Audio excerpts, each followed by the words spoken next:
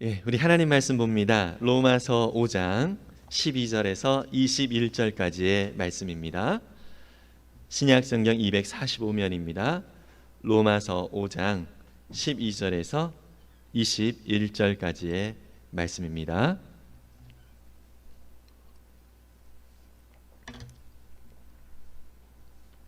네, 우리가 한 목소리로 천천히 앉은 채로 같이 읽도록 하겠습니다. 같이 읽습니다. 그러므로 한 사람으로 말미암아 죄가 세상에 들어오고 죄로 말미암아 사망이 들어왔나니 이와 같이 모든 사람이 죄를 지었으므로 사망이 모든 사람에게 이르렀느니라. 죄가 율법 있기 전에도 세상에 있었으나 율법이 없었을 때에는 죄를 죄로 여기지 아니하였느니라. 그러나 아담으로부터 모세까지 아담의 범죄와 같은 죄를 짓지 아니한 자들까지도 사망이 왕노릇하였나니 아담은 오실 자의 모형이라. 그러나 이 은사는 그 범죄와 같지 아니하니 곧 한 사람의 범죄를 인하여 많은 사람이 죽었은즉 더욱 하나님의 은혜와 또한 한 사람 예수 그리스도의 은혜로 말미암은 선물은 많은 사람에게 넘쳤느니라. 또 이 선물은 범죄한 한 사람으로 말미암은 것과 같지 아니하니 심판은 한 사람으로 말미암아 정죄에 이르렀으나 은사는 많은 범죄로 말미암아 의롭다 하심의 이름이니라. 한 사람의 범죄로 말미암아 사망이 그 한 사람을 통하여 왕노릇하였은즉 더욱 은혜와 의의 선물을 넘치게 받는 자들은 한 분 예수 그리스도를 통하여 생명 안에서 왕노릇하리로다. 그런즉 한 범죄로 많은 사람이 정죄에 이른 것 같이 한 의로운 행위로 말미암아 많은 사람이 의롭다 하심을 받아 생명에 이르렀느니라. 한 사람이 순종하지 아니함으로 많은 사람이 죄인 된 것 같이 한 사람이 순종하심으로 많은 사람이 의인이 되리라. 율법이 들어온 것은 범죄를 더하게 하려 함이라. 그러나 죄가 더한 곳에 은혜가 더욱 넘쳤나니 이는 죄가 사망 안에서 왕노릇한 것 같이 은혜도 또한 의로 말미암아 왕노릇하여 우리 주 예수 그리스도로 말미암아 영생에 이르게 하려 함이라. 아멘. 네, 우리 서로 바라보면서 은혜 많이 받으시기 바랍니다. 서로 격려하겠습니다. 네.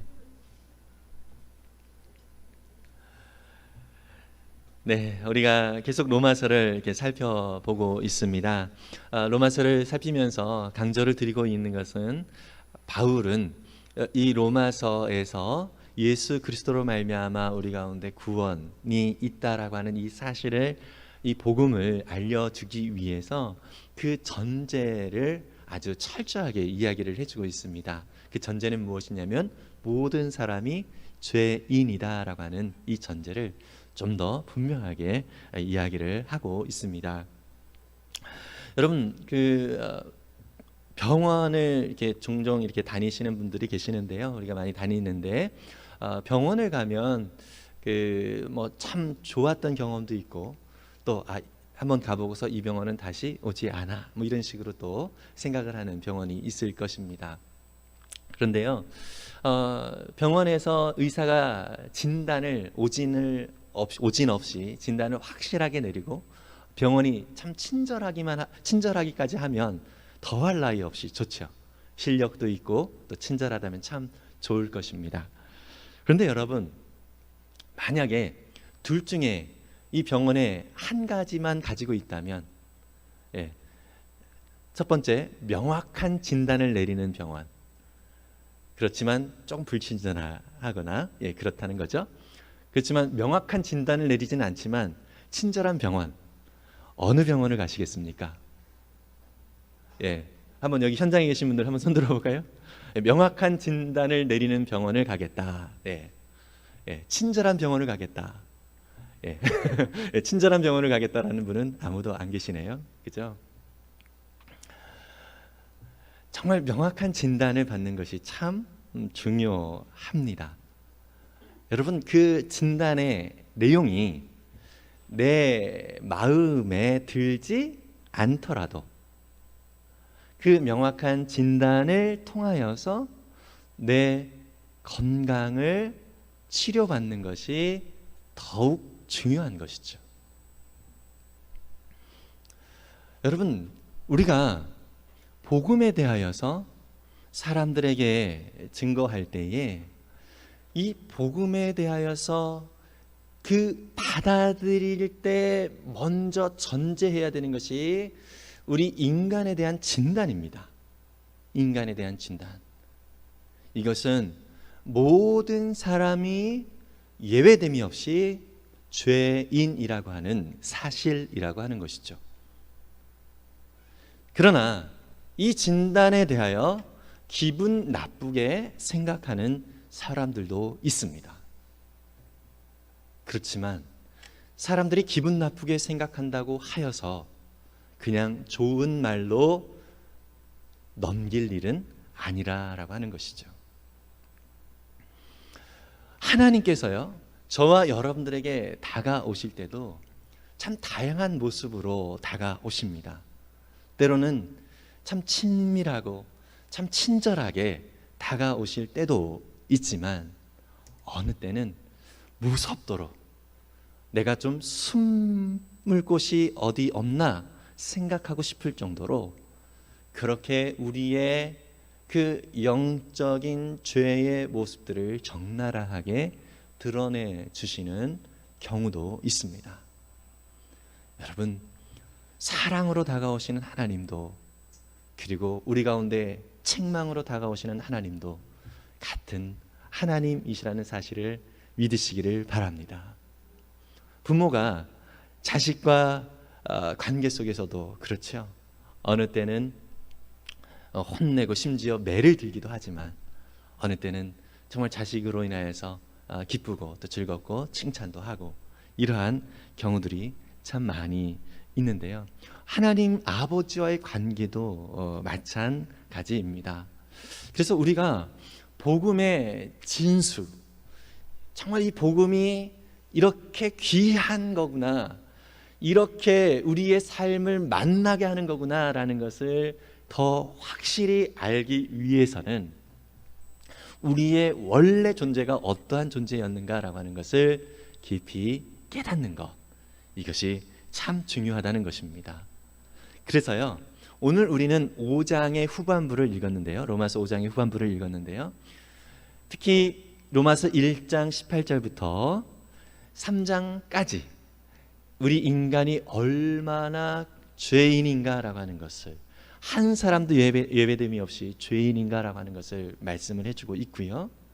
그리고 나서 이 죄의 처방, 이것을 해결할 수 있는 유일한 길은 오직 예수 그리스도의 은혜다라고 하는 사실을 3장 후반부에서 이야기를 해주고 있습니다. 그리고요, 4장에서는 하나님의 은혜로 말미암아 구원을 얻고 또 그 은혜 가운데 의롭게 되어진다라고 하는 이 사실의 구체적인 예를 아브라함을 예로 들어서 그 아브라함에 대한 이야기를 4장 전체를 통해서 하고 있습니다. 아침 묵상을 통하여서 살펴보신 분들은 기억을 하시겠지만 아브라함은요, 별명이 믿음의 조상이긴 하지만 이 믿음의 조상이라고 하는 이 별명을 가질 정도로 그렇게 대단한 믿음을 가졌다라고 하는 의미잖아요. 근데 그 대단한 믿음을 아브라함 스스로 갖지 않았다라는 것을 누누이 강조를 했습니다. 아브라함의 믿음은 누가 만들어 주셨다고요? 하나님께서 만들어 주셨습니다. 믿으십니까? 아브라함을 대단한 사람이다, 나랑 범접하기 어려운 사람이다, 이러한 생각을 할 필요가 없습니다.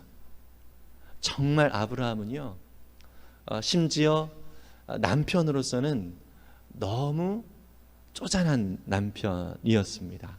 아내가 생명이 위협되든 말든 상관없이 자기 안전만을 추구했던 사람이 바로 아브라함입니다. 최소한 아브라함보다 저가 더 나을 것 같습니다. 그런 면에 있어서는. 여러분들도 마찬가지 그런 생각을 가지실 것입니다.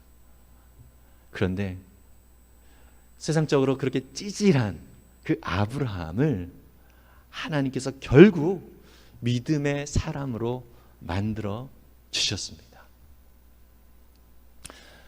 그렇다면 하나님이 우리를 택하셨는데요, 아브라함을 택하셨듯이 저와 여러분을 택하셨는데요, 이 택하신 그 하나님께서 우리를 믿음의 사람으로 만들어내시기 위하여 오늘도 우리 가운데 일하고 계시다는 사실을 믿으시기를 바랍니다. 이게 참 중요한 사실인 것입니다. 저와 여러분들에게 있어서요, 하나님, 제가 이렇게 착실하게 주님을 믿고 예배도 잘 드리고 그랬는데 왜 나한테 이런 일이 생겨요? 이런 식으로 이야기하는 사람들이 많이 있습니다. 그러나 여러분, 그 상황들이 하나님께서 저와 여러분들을 그 믿음을 키워가시기 위하여 허락하신 기회라는 사실을 믿으시기를 바랍니다. 안 믿으시려나 봅니다. 아멘이 없습니다. 죄송합니다. 어렵지요. 그래서 그것에 대하여 아멘하기가 쉽지 않아요. 하나님은요, 물론 이 세상은 너무나도 죄악 가운데 있습니다. 죄는요, 이 땅의 비가 의인이든 불의한 자든 모든 사람에게 이 비가 내리고 햇볕이 비춰지는 것처럼 죄의 영향력은요, 우리 믿음의 사람이든 그렇지 않은 사람이든 동일하게 다 미치는 것입니다. 제가 종종 말씀을 드렸죠. 교통사고 같은 것은 예수 안 믿는 사람만 교통사고 납니까? 예수 잘 믿어도 교통사고 납니다. 이 세상이 죄 악된 세상이기 때문에 죄의 영향력 아래서 우리는 그 영향력 아래서 어쩔 수 없이 영향을 받을 수밖에 없는 상황이라고 하는 것입니다. 그러나 뭐가 다릅니까? 예전에는 그런 상황들이 우리 가운데 닥쳤을 때에 인생을 한탄하고 당장 그것을 그냥 빨리 피하고 싶어가지고 안달을 했지만 이제는 다릅니다. 뭐예요? 그 상황 속에서 함께 하시는 하나님을 바라본다는 얘기입니다. 저는, 여러분은 바로 그렇게 하나님의 은혜로 부름을 받았습니다. 믿으십니까? 그래서 여러분, 그래서 모든 것이 합력하여 선을 이루는 은혜를 우리는 우리의 삶을 통하여 풍성하게 누릴 수 있게 되는 것입니다. 그래서 우리가 5장, 우리 어제 아침 묵상에도 살펴보았지만 5장 전반부에서는요, 믿음으로 의롭게 된 자들이 어떠한 복을 누리게 되는가, 하나님과 더불어서 화목하게 되어지고요, 하나님의 은혜 가운데 나아가게 되어지고요, 더불어서 거기에서 말하는 것이 무엇이냐면 환난을 자랑하는 자가 된다는 얘기예요. 참 받아들이기가 어렵지만 하나님 안에 있는 자들은 오히려 이 환난도 우리 가운데 인내를, 또 연단을, 그리고 소망을 갖게 하는 은혜의 도구가 된다는 사실을 믿습니다. 여러분, 착각하지 말아야 될 것은 그렇다고 하나님이 환난을 주시는 거 아닙니다. 이거 착각하지 말아야 돼요. 하나님이 주시는 거 아닙니다. 이 세상이 죄의 영향 아래에 있기 때문에 이 환난이 우리 가운데 생길 수 있다는 것입니다. 그러나 하나님이 그것을 통하여서 우리로 하여금 그냥 넘어지게 만들지 않는다는 얘기입니다. 하나님께서 그것을 통하여서 우리와 동행하시고, 또 그것을 통하여서 하나님이 어떤 분이신지를 더 알아가게 되어지고, 우리의 삶 가운데 더욱더 큰 소망함으로 주님을 바라볼 수 있게 되어지는 은혜의 기회가 된다라고 하는 것입니다. 믿으십니까? 이러한 은혜, 이러한 사랑을 받고 있는 것이 바로 저와 여러분들이라는 사실을 믿습니다. 여러분, 바울은요, 5장 전반부에서 우리가 어떠한 상태였는지를 다시 한번 확인을 시켜줘요. 1장 18절에서 3장 전체를 통하여 이 모든 사람이 죄인이라고 이야기를 했다고 말씀드렸죠. 근데 또다시 반복을 해요. 왜 그럴까요? 우리는 늘 많이 망각해요. 우리의 존재가 어떤 존재인지를 참 많이 망각한다는 거예요. 우리가 누릴 수 있는 것이 내가 누릴만 해서 누리는 자다 이렇게 생각하는, 정말 망각하는, 하나님의 은혜로 주신 것인데 그래서 망각하는 경우들이 많이 있어요. 그래서 5장 전반부에서는요, 바울은 이것을 계속해서 반복을 하는 것입니다. 우리가 어떠한 상태였는가. 그래서 5장 6절을 한번 우리 자막이 나올 텐데요, 5장 6절을 한번 보겠습니다. 5장 6절 같이 읽겠습니다. 시작. 우리가 아직 연약할 때에 기약대로 그리스도께서 경건하지 않은 자를 위하여 죽으셨도다. 여러분요, 잘 보세요. 우리가 아직 연약할 때에, 여러분 또 그 뒤에 나오는 내용도 여러분 기억하고 계시길 바랍니다. 그 뒤에 어떤 내용이 나왔죠?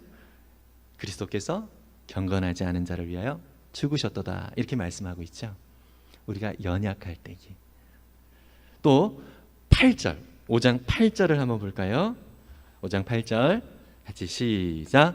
우리가 아직 죄인 되었을 때에 그리스도께서 우리를 위하여 죽으심으로 하나님께서 우리에 대한 자기의 사랑을 확증하셨느니라. 우리가 아직 죄인 되었을 때에, 우리가 죄인 되었을 때에, 아까는 우리가 연약할 때에, 그러한 때에 주님께서 우리 가운데 다가오셔서 우리를 위하여 죽으셨다 이렇게 말씀을 하고 있습니다. 그리고요, 로마서 5장 10절 바로 계속 2절 건너서 이렇게 반복하고 있는데요, 로마서 5장 10절입니다. 시작. 곧 우리가 원수 되었을 때에 그의 아들의 죽으심으로 말미암아 하나님과 화목하게 되었은즉 화목하게 된 자로서는 더욱 그의 살아나심으로 말미암아 구원을 받을 것이니라. 아멘. 여러분, 우리가 원수 되었을 때, 하나님과 원수 되었을 때, 이것은 하나님의 뜻을 따르지도 아니하고 오히려 청개구리처럼 반대로 살아가고 있는 인간의 모습을 이야기를 해주고 있습니다. 우리가 연약할 때에, 우리가 죄인 되었을 때에, 또 우리가 하나님과 원수 되었을 때에, 아무런 소망이 없을 때에 하나님께서 우리 가운데 다가오셨어요. 솔직히 우리 질문을 하나 드리자면, 하나님 저를 구원해 주세요, 저를 찾아와 주세요, 이렇게 처음부터 하나님 앞에 저는 죄인이니까 저를 좀 찾아와 주세요 이렇게 요청한 사람은 이 자리에 아무도 없을 것입니다. 나중에 주님 앞에 왔더니 깨닫게 되어진 거예요. 내가 이런 죄인이구나, 내가 주님 없이는 못 사는 존재이구나, 이런 사실을 나중에서야 깨닫게 되는 것입니다. 여러분, 우리가 신앙생활을 할 때 이 사실을 늘 깊이 알아야 하는 것입니다.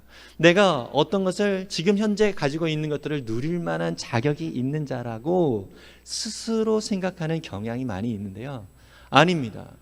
주님이 은혜를 주시지 않으면 우리는 이 모든 것들을 누릴 수 없는 자들입니다. 믿으십니까? 여러분, 그래서 이런 오해 때문에 우리 속에 죄가 자꾸 영향을 미쳐요. 내가 이런 대접을 받을 만한 사람이 아닌데 자존심을 자꾸 상하게 하는 거죠. 그런 것 때문에 다툼이 생기고 갈등이 생기고 기분이 상해지는 것입니다. 저와 여러분들은 아무것도 누릴 자격이 없는 자들이었습니다. 철저하게 이 사실을 우리는 깊이 깨달아 알아야 하는 것입니다. 그래서 우리는 잃을 것이 없는 존재예요. 다 어차피 없었던 사람들이니까. 이 사실을 깊이 알 수 있고 또 그 사실을 마음에 간직하고 살아가는 저와 여러분들이 되었으면 좋겠습니다. 이러한 자들, 연약한 자들, 죄인 되었던 자들, 하나님과 원수 되었던 자들, 이러한 자들에게 우리 주님께서 다가오셨어요. 그리고 우리를 위하여 생명을 내어 주셨다라고 하는 것을 말씀을 해주고 있는 것입니다. 여러분, 오늘 우리가 5장 후반부를 읽었는데요, 이 죄가 이 땅 가운데서 어떻게 들어오게 되었는가라고 하는 것을 이야기를 하고 있는 것입니다. 여기에서 대표성의 원리가 나오고 있는 것입니다. 아담의 죄로 인하여서 모든 사람들이 죄인이 되었다라고 이야기를 하는 것입니다. 여러분, 아담이 죄를 지은 것이 우리와 뭔 상관입니까? 여기에 대해서 상당히 마음의 불편함을 갖는 사람들이 있습니다. 아담이 죄를 지었는데 그거하고 우리와 뭔 상관이야? 이런 생각을 정말 많이 하게 되거든요. 근데 여러분, 그러한 생각들을 우리가 좀 예를 들자면, 우리가 일제시대에 의해서 35년간 그 일제시대의 아픔을 겪지 않았습니까? 여기 앉아 계신 분들은 일제시대 때 태어나신 분들이 계신가요? 저희 어제 말씀을 준비하면서 보니까 저희 장인어른이 일제시대 때 태어났더라고요. 우리 원로 목사님도 일제시대 때 태어나셨고요. 생각해 보니까 그래요. 그러면 여러분, 아이가 딱 태어났어요. 그러면 이 아이는 아무것도 모르는 거잖아요. 일제 상태에서 우리 대한민국에, 한국에서 태어났다라고 하는 이 사실 자체가 이 아이에게는 아무런 본인이 또 책임질 뭐 그런 상황은 아니잖아요. 질문 드리겠습니다. 이 아이는 그러니까 자유로워야 된다. 태어나자마자 자유롭게 해줘야 된다. 아니면 그래도 이 아이는 여전히 일제의 영향 아래 있다. 몇 번입니까? 두 번째죠. 인간의 그 상황이 어떠한가라고 하는 것을 우리는 분명히 알아야 하는 것입니다. 우리는요, 뭔가 내가 좀 괜찮고 싶은 생각이 있거든요. 내가 좀 뭔가 이렇게 그래도 죄인이다 이런 생각, 아무런 소망이 없는 사람이다 이런 생각이 사실 좀 우리를 기분 나쁘게 하니까 좀 괜찮고 싶은 그런 생각이 있는 거예요. 근데 사실 인간의 현실이 그렇다라는 겁니다. 우리는 죄의 영향 아래 있을 수밖에 없는 존재라고 하는 것입니다. 여기에 대해서 우리가 사실 납득을 논리적으로는 하지만 여전히 마음의 기분이 안 좋은 분들이 있을 수 있습니다. 그러나 이것이 현실이라고 성경은 말씀하고 있고요. 이 현실을 하나님이 안타까워하시는 거예요. 하나님이 안타까워하시는 거예요. 왜냐하면 우리가 죄 아래에 있기 때문에 죄의 결과는 사망이거든요. 로마서 6장 23절인데요. 로마서 6장 23절입니다. 같이 읽겠습니다. 시작. 죄의 삭은 사망이요 하나님의 은사는 그리스도 예수 우리 주 안에 있는 영생이니라. 아멘. 오늘 읽은 5장 21절의 말씀하고 상당히 유사한 그런 말씀입니다. 또 히브리서 9장 27절을 한번 볼까요? 히브리서 9장 27절입니다. 시작. 한번 죽는 것은 사람에게 정해진 것이요 그 후에는 심판이 있으리니. 아멘. 여러분, 하나님은 사랑의 하나님이라는 표현을 많이 씁니다. 네, 사랑의 하나님이 왜 사람들을 죽음으로 몰아가게 하느냐 이런 생각들을 참 많이 하는데요. 오히려 반대입니다, 여러분. 죽을 수밖에 없는, 사망으로 갈 수밖에 없는 이 사람의 이 상황을 그 누구보다 안타까워하신 분이 하나님이세요. 어떻게 하면 이 인간들을, 이 사람들을 이 죽음의 영향 아래서 건져낼까? 이것을 마음에 품고 정말 마음을 다하여서 그 장을 펼쳐가시고자 애쓰시는 분이 바로 하나님이시라는 것입니다. 믿으십니까? 여러분, 예전에 그 슈퍼맨 뭐 영화 이런 거 할 때 아이들이 많이 높은 데서 뛰어내리고 그랬잖아요. 보자기 쓰고. 그래서 그 아이들 그렇게 다치지 않기 위해서 엄마 아빠들은 어떻게 해야죠?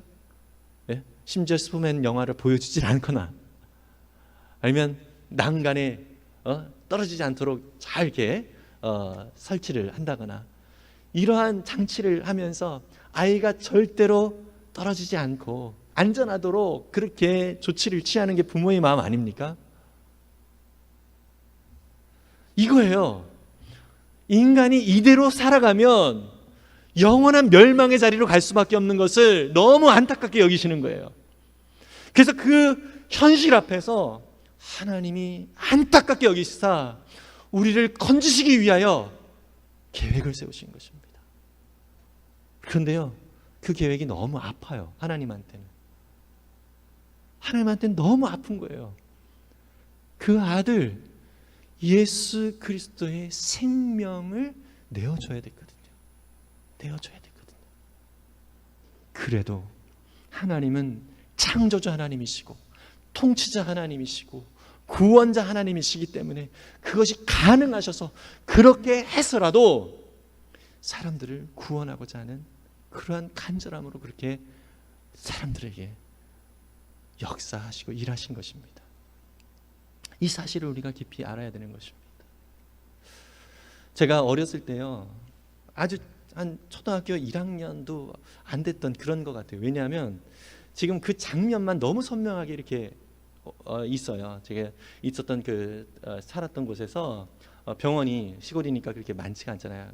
터미널 근처에 병원이 있었는데 제가 우연찮게 그쪽에 시장을 갔든지 어머니랑 같이 이렇게 갔는데 한 장면이 지금도 좀 생생하게 지금 막 다 있는데, 병원 앞에서 응급실 앞에서 어머니가 피투성이가 된 아이를 데리고 와서 우리 아이 좀 살려주세요. 아이 좀 살려주세요. 저를 대신해서라도 아이 좀 살려주세요. 이러면서 안타깝게 절규하는 그런 상황. 아마 제 옆에 어머니인가 이렇게 계셨는지 막 급히 그 자리를 이렇게 피해서 이렇게 옮겨 주셔서 어쨌든 그 장면이 지금도 계속 너무 어렸을 때 선명하게 드러난 그런 느껴졌던 그런 장면이었기 때문에 그래요. 어머님, 나를 대신해서라도 얘 좀 살려주세요. 그런데 인간은 여전히 죄인이기 때문에 그럴 능력이 없습니다. 그런데 여러분, 우리 하나님은 그렇게 하셨어요. 모든 걸 다 감수하고 그렇게 하셨다는 것입니다. 그 생명을 치러야만 우리가 구원을 받을 수 있기 때문인 것입니다. 그래서 저와 여러분들은 너무나도 값진 존재예요. 창조주이시고 통치자이시고 구원자이신 하나님 아버지께서 그 아들의 생명을 내어주시기까지 사랑하셔서 구원을 얻은 거룩한 하나님 나라의 백성이 되었다는 것입니다. 우리가 있어야 할 그 저주의 자리에 우리 하나님께서 계시는 거예요. 우리 하나님께서. 그래서 저와 여러분들은 하나님이 우리가 가야 할 그 자리에 대신 가심으로 말미암아 이제 죄 없다, 의롭다라고 칭함을 받게 된 것입니다. 우리가 의로워서 의롭다가 아니라 하나님이 행하신 것 때문에 의롭게 된 거예요. 믿으십니까? 여러분, 그래서 우리는 자랑할 것이 없는 것입니다. 우리의 구원은 누누이 말씀드리지만 예수 잘 못 믿는 사람들을 바라보면서 쟤는 왜 저런 식으로 믿어? 이 손가락질을 할 능력이 우리에게는 없어요. 그런 자격이 없습니다.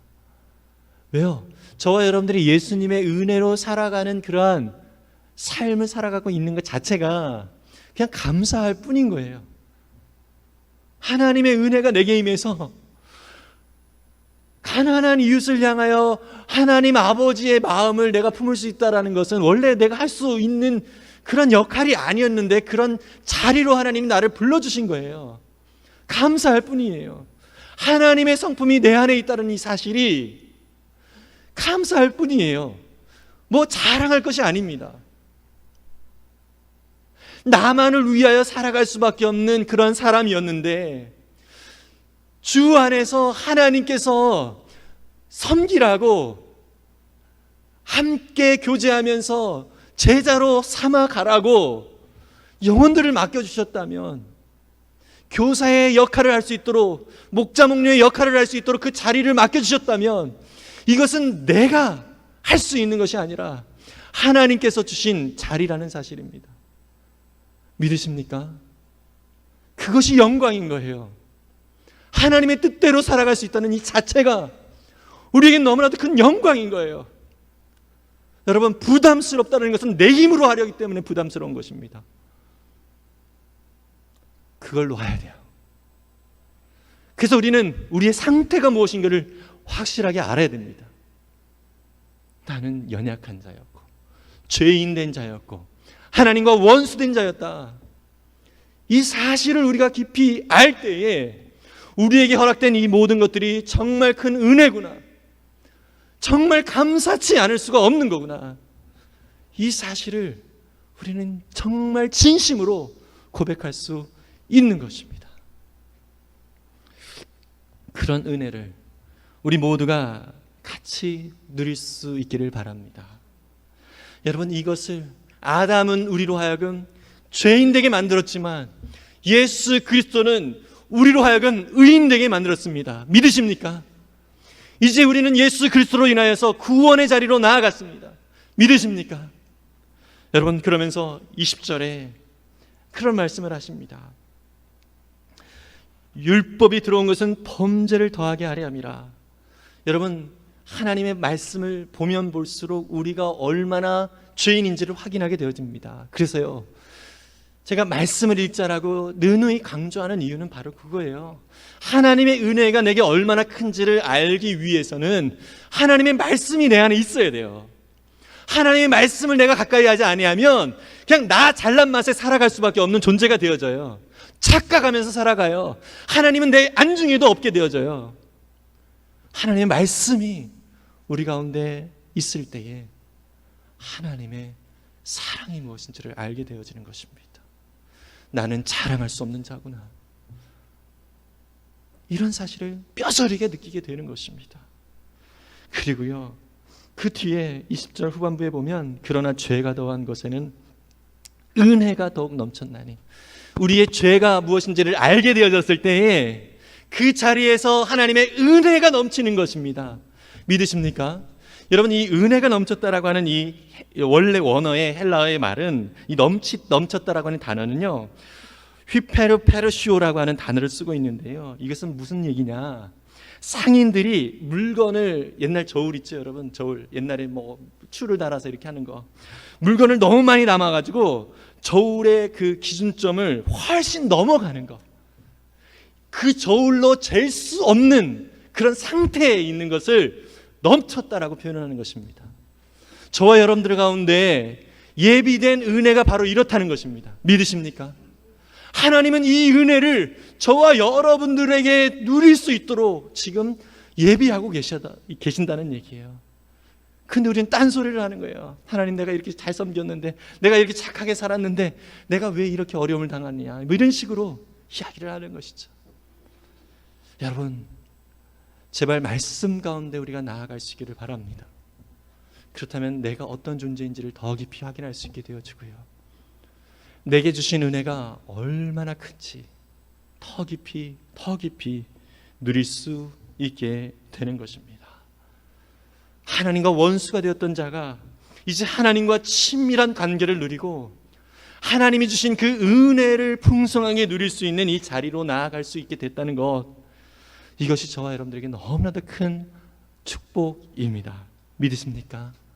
여러분, 그래서 바울은요, 믿음의 사람들에게 자꾸 그러한 하나님의 그 놀라운 은혜와 복이 얼마나 넘치게 있는지를 알았으면 좋겠다는 이 간절한 마음이 있었습니다. 에베소서 1장 17절에서 19절까지인데요, 에베소 교회 교인들을 향하여서 편지를 쓰면서 이렇게 이야기를 합니다. 에베소서 1장 17절에서 19절입니다.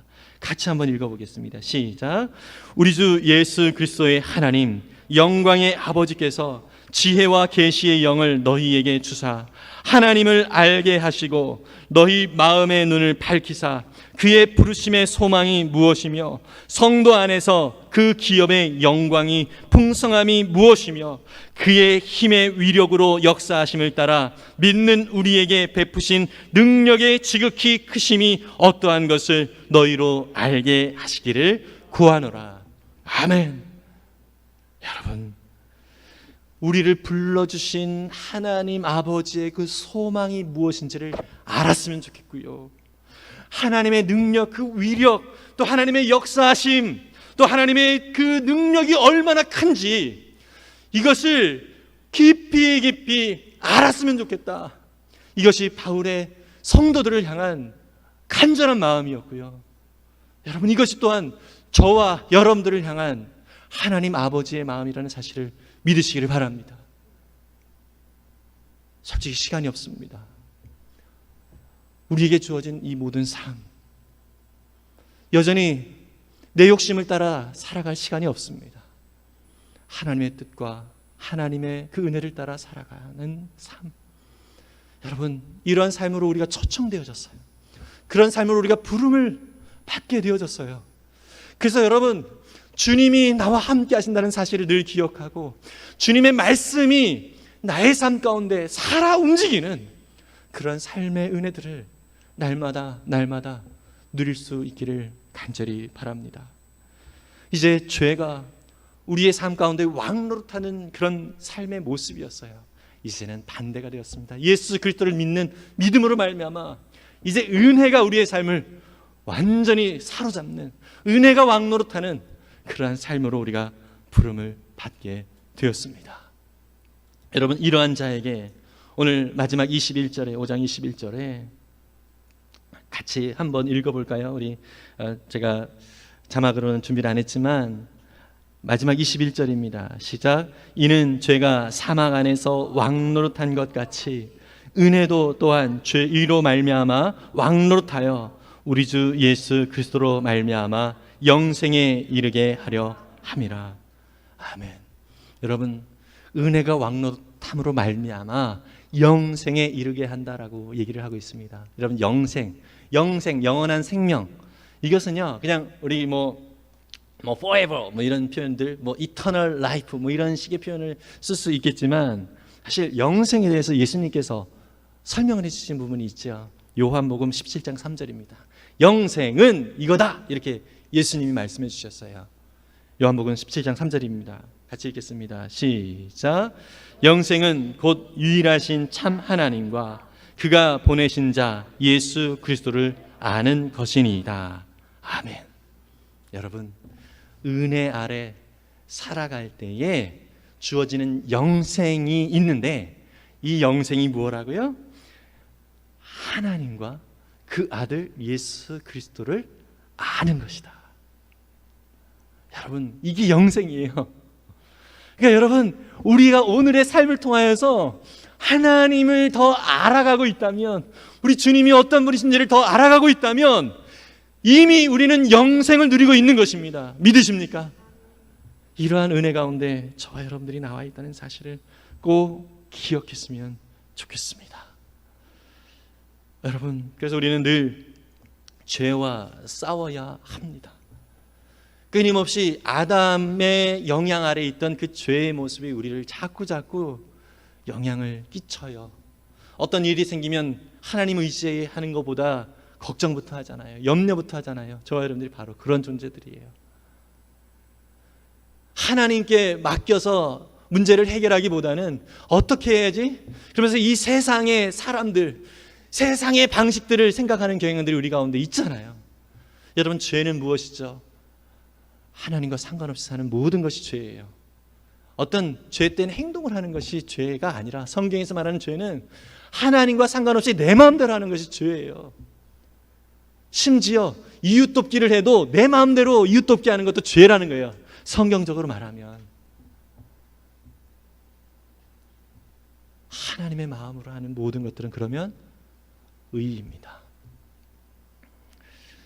여러분, 그래서 이 죄를 이겨내기 위해서 죄와 싸우고 죄를 멀리하겠다 이런 생각들을 많이 하게 될 생각들이 있을 수 있는데요. 한 가지 예를 들면서 마무리를 하려고 하는데 6월 16일 아침 묵상 신명기 하면서 제가 그 영상에도 이 내용을 언급을 한 적이 있습니다. 여러분, 그 사이렌이라고 그리스 로마 신화에 등장하는 그러한 존재 아십니까? 사이렌. 스타벅스의 그 로고에 들어있는 그 여자 울면서 뒤에 그 물고기 모양 인어처럼 되어져 있는 그 사이렌인데, 그리스 로마 신화에 보면 지중해 한 섬에서 살면서 감미로운 노래로 유혹해서 지나가는 그 배들이 섬으로 오면 그 선원들을 잡아먹는 이러한 악한 존재가 바로 이 사이렌이었어요. 스타벅스 가면 여러분 사이렌 울려가지고 오더하고 그러잖아요. 유혹하는 건데 여러분 그 유혹에 그냥 이 세상은 보통 다 넘어갑니다. 그죠? 보통 다 넘어가요. 누가 나를 유혹해주지 않나 이러면서 넘어가요. 그런데 어떻게 결국은 죽음이에요. 결국은 죽음이에요. 근데 이 사이렌은 그래서 경고의 의미로서 요즘에도 많이 사이렌 울린다 이런 표현을 쓰잖아요. 이 사이렌과 관련해서 두 가지 의미 있는 일화가 있습니다. 두 영웅 오디세우스와 오르페우스에 대한 이야기인데요. 오디세우스는 지중해를 지나가는 이 사이렌의 유혹이 무엇인지를 알기 때문에 이것을 넘어가기 위해서 이 유혹을 이기고 잘 넘어가기 위해서 자기 선원들의 그 귀를 그 밀랍으로 이렇게 그 소리를 듣지 못하도록, 사이렌이 유혹하는 그 소리를 듣지 못하도록 귀를 막도록 했고요. 그리고 자기 자신은 그 돛대에 칭칭 감도록 그렇게 만들었어요. 그리고 선원들은 소리를 못 듣게 되어졌고, 또 오디세우스 본인도 아무리 유혹에 넘어가려 해도 자기는 묶여 있으니까 그래서 무사히 지나가게 됩니다. 아주 한편으로는 지혜로운 방법이지요. 그런데요, 오르페우스라고 하는 이 영웅은 선원의 길을 막지도 않고 자기 자신도 돛대에 매지를 않았습니다. 대신에 리라, 이 하프보다 작은 악기고 성경에 수금이라고 번역이 되어져 있는 이 악기로 사이렌이 부르는 감미로운 노래보다 더 아름다운 연주를 했어요. 그래서 이 지역을 지날 때에 즐기면서 멈추지 않고 지나가게 됐습니다. 여러분, 이 둘 중에서 어떤 게 더 좋죠? 두 번째가 이 오르페우스의 경우가 더 낫지요. 여러분, 우리 크리스찬들은요, 이 죄가 무엇인지를 알아야 죄에 대한 감각이 있기 때문에 그렇습니다. 이 죄를 이기려고 많이 애를 씁니다. 그럼 주여, 주여, 주여 하면서 막 넘어가고 이렇게 어쩔 수 없이 이렇게 낙담을 하게 되어지는 경우들이 있는데, 이 오르페우스가 사이렌이 노래하는 그 감미로운 노래보다 더 감미로운 노래를 부르면서 이겨냈던 것처럼 여러분, 이 죄의 유혹보다 더 큰 하나님의 말씀이 저와 여러분들 가운데 있습니다. 믿으십니까? 또 죄의 유혹보다 더 큰 주 안에서 예배하는 은혜가 우리 가운데 있습니다. 이 죄의 유혹보다 더 큰 우리 믿음의 성도들 간의 아름다운 영적인 교제가 우리 가운데 있습니다. 여러분, 이것이 저와 여러분들이 죄는 어쩔 수 없이 우리 가운데 영향을 끼치지만 그것을 이겨낼 수 있는 은혜가 있다라고 하는 사실을 믿고 다 예비해 주신 그 하나님의 은혜를 우리가 바라보면서 오늘도 내가 어떤 존재인지를 확인하고 주님께서 우리 가운데 허락하신 그 사랑이 얼마나 귀한지를 알고 주님의 그 보혈의 은혜로 말미암아 내가 구원을 받았음을 감사하면서 오늘도 믿음으로 승리하는 그러한 구원의 은혜를 충만하게 누리며 살아가는 우리 모두가 될 수 있기를 간절히 바랍니다. 이 시간 찬양을 하면서 잠깐 기도하겠습니다. 보혈을 지나 하나님 품으로, 보혈을 지나 아버지 품으로. 그렇습니다. 우리 주님의 보혈이 우리를 덮기 때문에 우리가 새롭게 되어졌고 주님의 은혜 가운데 나아가게 됐습니다. 그 은혜를 우리가 찬양하고 또 감사하고 주님 그 은혜 가운데 승리하며 주님과 더불어 살겠습니다라는 믿음의 고백으로 나아가는 우리 모두가 될 수 있기를 바랍니다.